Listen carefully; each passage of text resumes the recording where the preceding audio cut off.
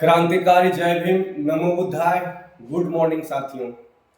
आज हम आप लोग से एक यहाँ मुद्दे पे बात करने के लिए आए हैं। भारत सरकार सुप्रीम कोर्ट के आदेश पर यूजीसी जो विश्वविद्यालय अनुदान आयोग के द्वारा एक कानून एक्ट आया हुआ है, जिसके कारण आप देखे होंगे कथाकथित मुट्ठी भर लोग, जिसे हम स्वर्ण अगड़ी जाति को कहते हैं, जो पूरे देश में आंदोलित है। साथियों, आंदोलित क्या है इस पे मैं पहले आप लोग को बता देना चाहता हूं कि ये जो यूजीसी एक्ट जो है, ये दलित और अनुसूचित जाति अनुसूचित जनजाति के खिलाफ जो उत्पीड़न का मामला आते रहा है, और वो आप देखते भी होंगे कि किस जातियों के साथ उत्पीड़न होते रहा है।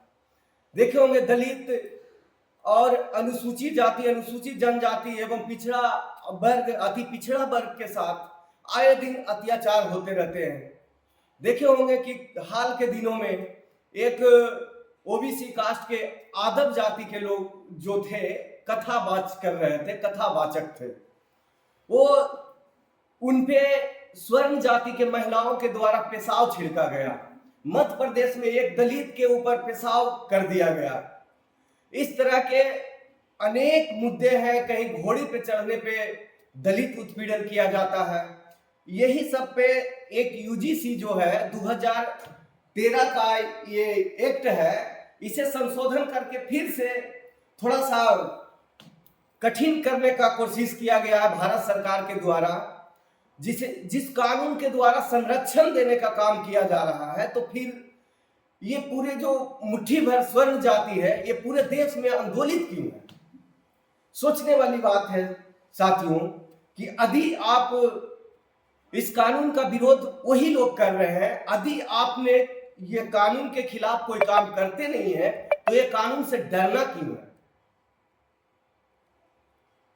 खासकर ये जो है कानून यूजीसी लाई है, ये विश्वविद्यालय में जो पढ़ने वाले छात्र छात्राएं हैं, अनुसूचित जाति अनुसूचित जनजाति एवं पिछड़ा वर्ग अन्य पिछड़ा वर्ग के लोगों के लिए आई है। जो विश्वविद्यालय में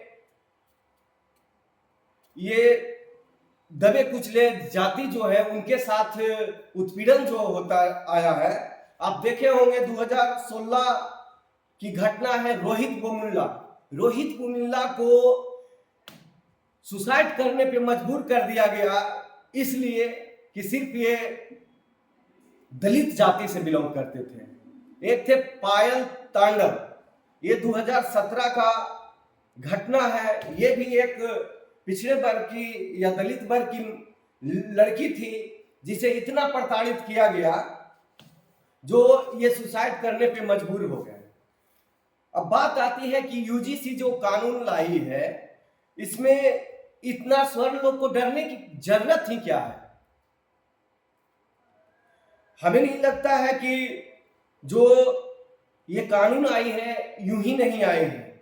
ये सेंट्रल यूनिवर्सिटी में जो वाइस चांसलर है, 45 यूनिवर्सिटियां हैं, उसमें समान जाति के 34 वाइस चांसलर है। एससी का एक वाइस चांसलर है जो 2% है, एसटी का एक वाइस चांसलर है, ओबीसी का 11 वाइस चांसलर है। साथियों, जो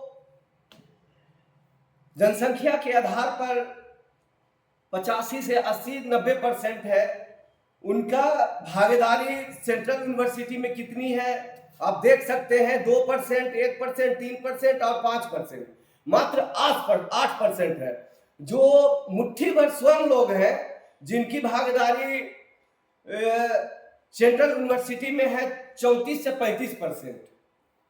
साथियों, ये जो एक्ट लाया गया है, ये आंकड़ा है 2016-17 में जो ये आंकड़ा था उत्पीड़न का 173 मामले थे। ये 24-25 में 378 उत्पीड़न के केस दर्ज किए गए। इसमें 24-25 में डायरेक्ट बढ़ोतरी होती है 111% की।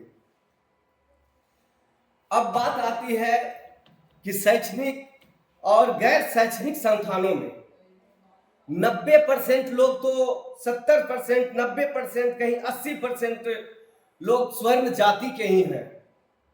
तो फिर ये वाइस चांसलर हैं और जो इक्विटी कमेटी में जो 10 मेंबर होंगे उसमें ये 10 में से तो 7 अनरिजर्व जनरल जातियां, जो स्वर्ण जातियां का ही इक्विटी कमेटी, जिसे हम कहते हैं समान कमेटी, समानता की कमेटी, उसमें 7 लोग तो जनरल कास्ट के ही होंगे। एक एससी है, एक एसटी है, एक ओबीसी है और महिला है और दिव्यांग लोग हैं। दिव्यांग में स्वर्ण भी हो सकते हैं, महिला में स्वर्ण लोग भी हो सकते हैं। मान लिया जाए ये 5 हुए और जो 5 है इसमें तो स्वर्ण लोग ही रह सकते हैं ना। और ये करनी सेना है। करनी सेना पूरे देश में घूम घूम कर आंदोलन कर रहे हैं और कह रहे हैं कि एससी एसटी ओबीसी को जो हॉस्पिटल है, स्कूल है, इसमें एससी एसटी नॉट अलाउड। मैं बता देना चाहता हूं कि एससी एसटी नॉट अलाउड। 90%, 85% लोग जो संस्थान है, जो आप बिजनेस कर रहे हैं, हॉस्पिटल चला रहे हैं, अगर एससी एसटी के लोग नहीं जाएंगे ना तो आपके हॉस्पिटल संस्थान फट्टा बैठ जाएगा।